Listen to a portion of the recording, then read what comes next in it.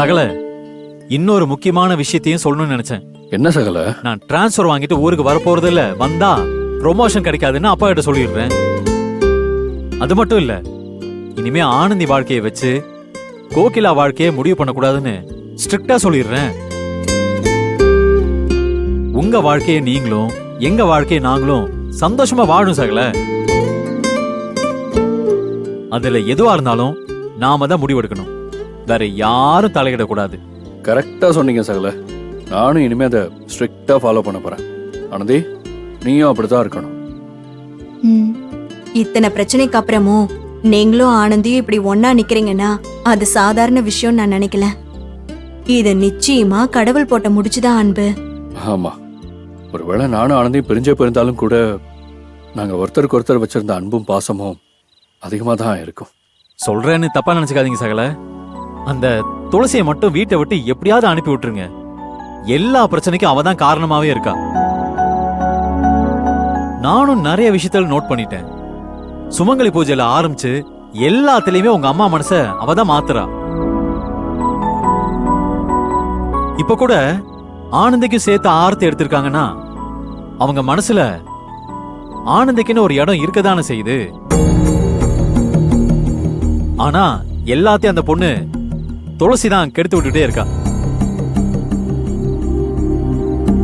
அதனால்தான் சொல்றேன், எவ்வளவு சீக்கிரம் முடியுமோ அவ்வளவு சீக்கிரம் அந்த துளசிய வீட்டை விட்டு அனுப்பிடுங்க. நிச்சயமா அந்த சம்பவம் சீக்கிரமா நடக்கும் சகல. ஏன் இடத்த பறிச்சுக்கிட்டு உள்ள வந்து அவ உட்கார்ந்துருப்பா. எல்லாரும் சேர்ந்து என்ன துரத்த பிளான் பண்றீங்களா? பாக்குறேன், நீங்களா நானா? சரிங்க சகல, நாங்க கிளம்புறோம். நீங்களும் ஆனந்தி ஒரு நாள் வீட்டுக்கு வாங்க. ஆமா ஆனந்தி, லீவு நாள்ல வா, அப்பதான் மாமாவும் இருப்பாரு. சரிக்கா, நாங்க வரோம். வரோம் அன்பு. சரி வா, நம்ம போய் அவங்கள வழி அனுப்பிட்டு வருவோம். ஐயோ சகல, அதெல்லாம் வேணாம். நீங்களும் ஆனந்தியும் கொஞ்ச நேரம் காத்தோட்டமா நிம்மதியா பேசிட்டு இருங்க, நாங்க போய்க்கிறோம். ஆமா அன்பு, நாங்க போய்க்கிறோம். சரி.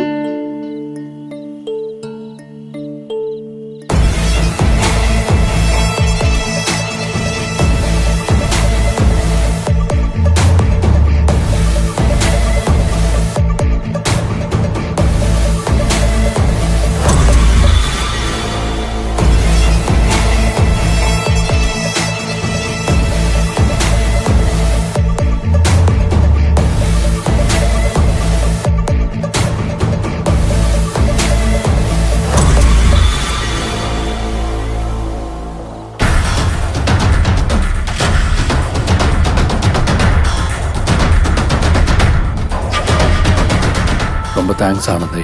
எனக்கு எதுக்கு நன்றி எல்லாம் சொல்றீங்க? இல்ல ஆனந்தி, என் சந்தோஷத்துக்காக நீ என்ன வேணாலும் செய்வேன்னு சொன்னல, அதுக்காக தான். இல்லைங்க, இதுக்கு முன்னாலேயும் நான் அப்படிதான் நினைச்சேன். என்னால உங்களை விட்டு பிரிஞ்சிருக்க முடியுமா சொல்லுங்க? ஆனா நான் உங்களை விட்டு பிரிஞ்சு போகணும்னு முடிவு பண்ணேன். ஏன்னா நான் உங்களை விட்டு போனாதே நீங்க சந்தோஷமா இருப்பீன்னு நான் தப்பா நினைச்சிட்டேன். ஆனா நான் உங்க கூட இருக்கிறதே உங்களுக்கு சந்தோஷம்னு இப்ப முழுசா புரிஞ்சுக்கிட்டேன். இனிமே உங்களை விட்டு நிச்சயமா போக மாட்டேன்.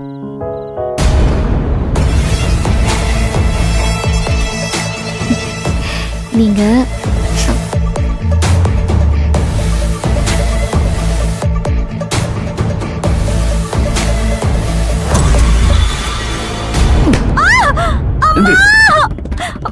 இங்க உட்கார்ந்து என்ன பண்ணிட்டு இருக்க? ஐயோ மாமா மாமா மாமா வலிக்குது மாமா. மாமா விடு மாமா. மாமா ப்ளீஸ் மாமா. என்ன வலிக்குதா? மாமா மாமா மாமா மாமா விடு மாமா.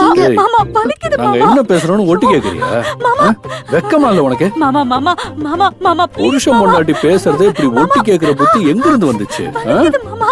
எத்தனை நாளா இந்த வேலை பண்ணிட்டு இருக்க? ஐயோ இல்ல மாமா, நான் ஒட்டெல்லாம் கேக்கல. கொஞ்ச நேரம் மொட்டை மாடியில காத்து வாங்கலாம் தான் வந்தேன். ஏய், காத்து வாங்க வந்தா மேல வர வேண்டியதானே? அதை விட்டுட்டு ஒளிஞ்சிருந்து ஒட்டி கட்டிட்டு இருக்க. கொஞ்சமாச்சும் வயசுக்கு தகுந்த மாதிரி நடந்துக்க. ஐயோ விடு மாமா, வலிக்குது மாமா. ஐயோ நீங்க எங்க வேணாம் விடுங்க. நீ போ துளசி. ஏய், இன்னொரு தடவை மாட்டின மாமள காதை கையோட புடிங்கிடுவேன் சொல்லிட்டேன். ஐயோ ஏங்க எப்ப பார்த்தாலும் அவகிட்டயே வம்பு பண்ணிட்டு இருக்கிய. இங்க பாரு ஆனந்தி, நீ என்ன புரிஞ்சுக்கிட்டது முக்கியம் இல்ல, துளசிய முதல்ல புரிஞ்சுக்கணும். அப்பதான் நீ சந்தோஷமா இருக்க முடியும். அவளை வைக்க வேண்டிய இடத்துல வைக்க கத்துக்கோ. சரி, எல்லாத்தையும் ஒவ்வொன்னா உங்ககிட்ட இருந்தே கத்துக்கிறேன். போதுமா? விழி மூடினாலும் தெரியாத கோலம் நீ.